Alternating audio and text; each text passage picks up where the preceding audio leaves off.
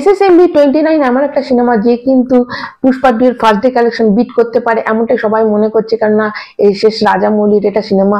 তো এবার দেখা যাক কি করতে পারে। হ্যালো, আমি সুমনা, সিনেমা বন্ধুদের সবাইকে স্বাগত। তো এই ভিডিওতে তোমাদের আমি বেশ একটা আপডেট দেবো। প্রথমেই তোমাদের বলে দিই, SSMB29 যেটা রাজামৌলির সিনেমা, সেটা কিন্তু রাজামৌলি নেক্সট মান্থ থেকে, তার জানুয়ারি মাস থেকে তার শুটিং শুরু হচ্ছে এবং তাতে কিন্তু Priyanka Chopra as a lead character থাকছে এবং শোনা যাচ্ছে আরেকজন ফরেনার অ্যাক্ট্রেসও থাকছে এবং মহেশ বাবুর বিপরীতে কে থাকছে সেটা এখনো ঠিক হয়নি, তবে প্রিয়াঙ্কা চোপড়া যে থাকছে সেটা একদম ঠিক।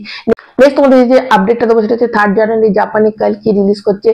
তার পুরো টিম কিন্তু ওখানে গিয়ে প্রমোশন করছে, কিন্তু কোনো কারণে প্রভাস আমাদের যেতে পারেনি। তার কারণ জানা গেছে ওনার একটা অ্যাক্সিডেন্ট হয়েছে এবং সেটা খুব একটা মারাত্মক কিছু না, তার অ্যাঙ্কেলে একটা সুইং হয়েছে, তো সেটার জন্য একদম পুরোপুরি বেড রেস্ট। তো সে একটা মেসেজের দ্বারা উইশ করেছে সবাইকে যে নিজে যেতে পারছে না, কেননা তার পায়ে এরকম ঘটনা, তাকে পুরোপুরি বেড রেস্ট। তো সে উইশ করেছে যাতে মানে সিনেমাটা ওখানেও ভালো চলুক, ওখানে সবাই যেন দেখে অ্যাপ্রিসিয়েট করে, এরকম একটা উইশ করেছে। তোমাদের যে আপডেট তো বসে হচ্ছে রাজা সাহেব থেকে আসছে, রাজা সাহেব সিনেমাটা পোস্টপন হতে পারে এরকমটাই শোনা যাচ্ছে।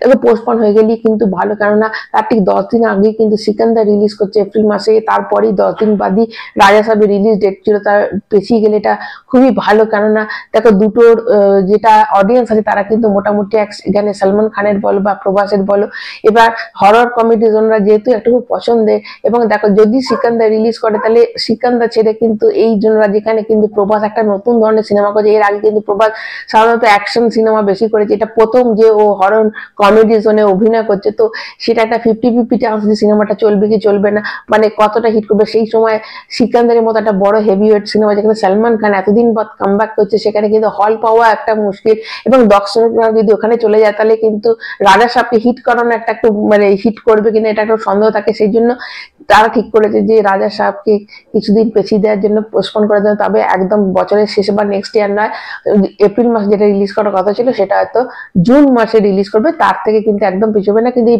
তোমাদের যে আপডেটটা দেবো সেটা হচ্ছে শাহরুখের কিং সিনেমাটা নিয়ে। কিং সিনেমা কিন্তু একটা গ্রুপ কিন্তু পোল্যান্ডে গিয়ে ইতিমধ্যে লোকেশন ফাইনালাইজ করে নিয়েছে এবং নেক্সট আর গ্রুপ যাচ্ছে, এবং তার আগে কিন্তু বাকি সব একদম সব ঠিকঠাক ব্যবস্থা করে নেওয়ার পর নেক্সট মান্থে কিন্তু এই জানুয়ারি মাসে কিন্তু যাবে সুহানা এবং শাহরুখ খান, গিয়ে তাদের শুটিং স্টার্ট হবে। দেখো শাহরুখ খানের কিন্তু বহুদিন বাদ কিন্তু এই সিনেমাটা আসছে, এবং শাহরুখ খানকে বলিউডকে বাঁচাতে গেলে শাহরুখ খানকে কিন্তু 72 যে পুষ্পা 2 এর ফার্স্ট ডে কালেকশন হিন্দি বেল্টে ছিল 72 কোটি টাকা, সেটাকে কিন্তু অবশ্যই বিট করতে হবে। তো শাহরুখ খান কিন্তু অনেক ভেবে চিন্তে এই সিনেমাটা করছে এবং কোনো ফাঁকি রাখতে চায় না, কোনো একটু যেন কোনো কিছু খামতি না থাকে সেই দিকে কিন্তু প্রপার ভাবে নজর দিচ্ছে, এবং যেহেতু তার মেয়েও এই সিনেমাটাতে রয়েছে তার সাথে, তো এই সিনেমাটা যেন সুন্দর হয় এবং কোথাও যেন কোনো খামতি না থাকে একদম নজর দিচ্ছে। এবং নেক্সট মান্থ থেকে শুটিং শুরু হবে, তার সব রকম প্রস্তুতি তার নেওয়া হয়ে গেছে। এবার দেখা যাক, এই সিনেমাটা নিয়ে কিন্তু সবাই খুব আশাবাদী যে এই সিনেমাটাই পারবে যে কিন্তু পুষ্পা 2 এর ব্রেক করতে, তার ফার্স্ট ডে রেকর্ড। নেক্সট তোমাদের যে আপডেটটা দেবো সেটা হচ্ছে ওয়ার 2 নিয়ে। ওয়ার 2 এর যে খবরটা আসছে যে এনটিআর এবং ঋত্বিক রোশনের কিন্তু একটা যে ফাইট সিন আছে সেটা কিন্তু একটা গানের মাধ্যমে সেটা দেখার যে মানে গানের মাধ্যমে তাদের কিরম করে ফাইটটা হয়, তো এটা একটা খুব অভিনব ব্যাপার একটা করতে চলেছে সিনেমা।